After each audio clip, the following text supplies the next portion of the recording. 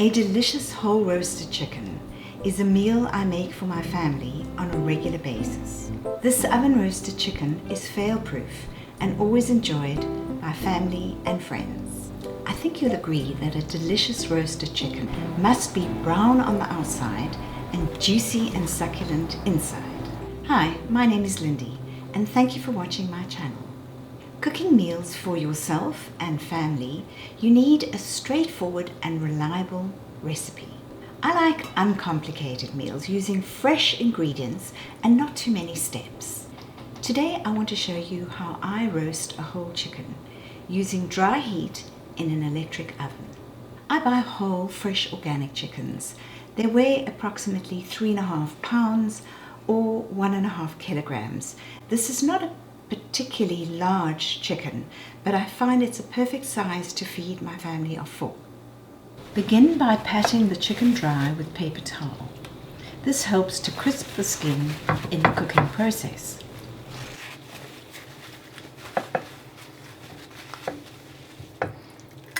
Tuck the tips of the wings under the chicken to prevent them burning.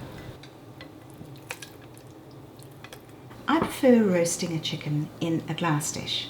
However, I know that metal is a better conductor of heat, so it's your decision as to which dish you use to roast your chicken.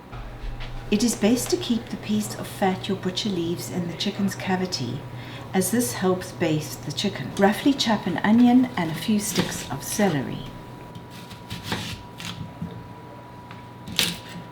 Into the cavity add a pinch of salt and half the celery and onion. This will flavor the chicken, help keep its shape and enhance the gravy. Place the rest of the celery and onion around the bird.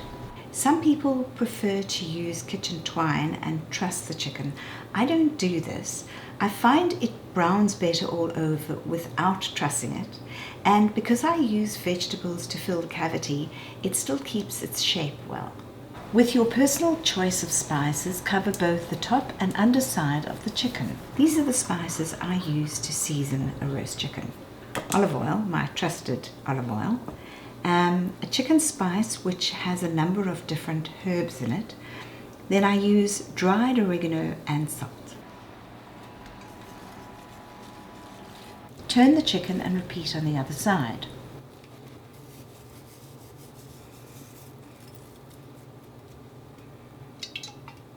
Wash hands constantly, as one needs to maintain good hygiene habits when working with raw chicken.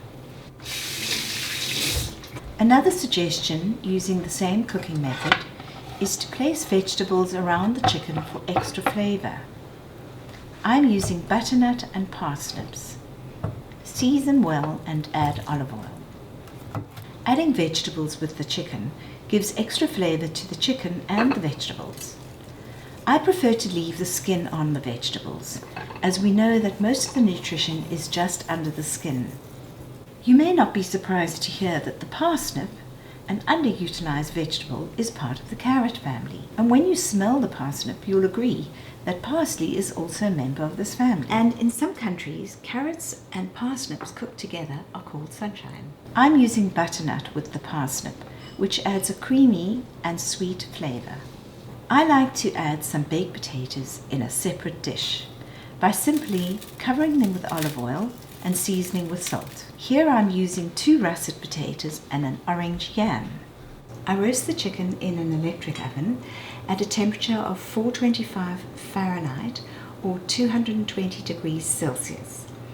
During the cooking process, I turn it twice, so this I find helps to brown it very much like a rotisserie, and you do need to give it a bit of attention.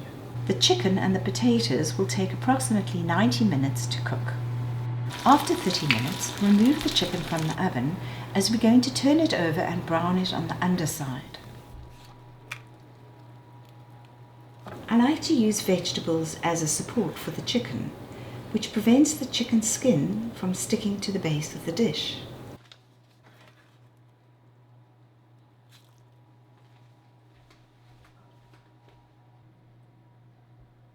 Turn the potatoes over so that they brown on both sides. Return the chicken to the oven and brown a further 30 minutes on the underside. After a total of an hour, remove the chicken from the oven. Turn it over so that the top faces you and drain the juices into a pot for your gravy.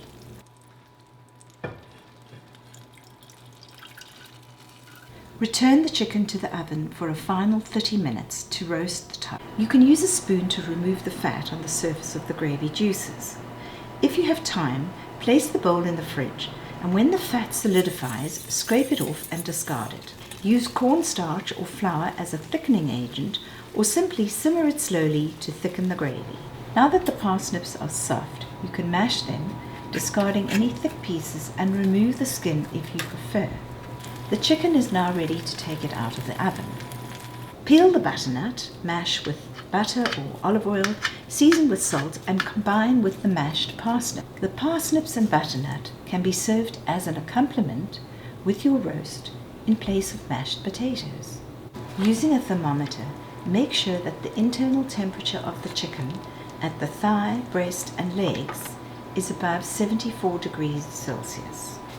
If you don't have a thermometer, make a cut between the leg and the breast, and if the juices run clear, your chicken is correctly cooked and ready to serve. Roast chicken is a delicious meal and can be dressed up for guests.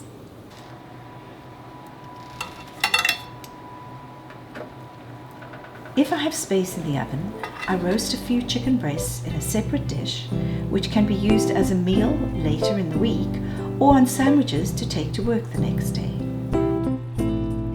My name is Lindy, and thank you for watching my channel.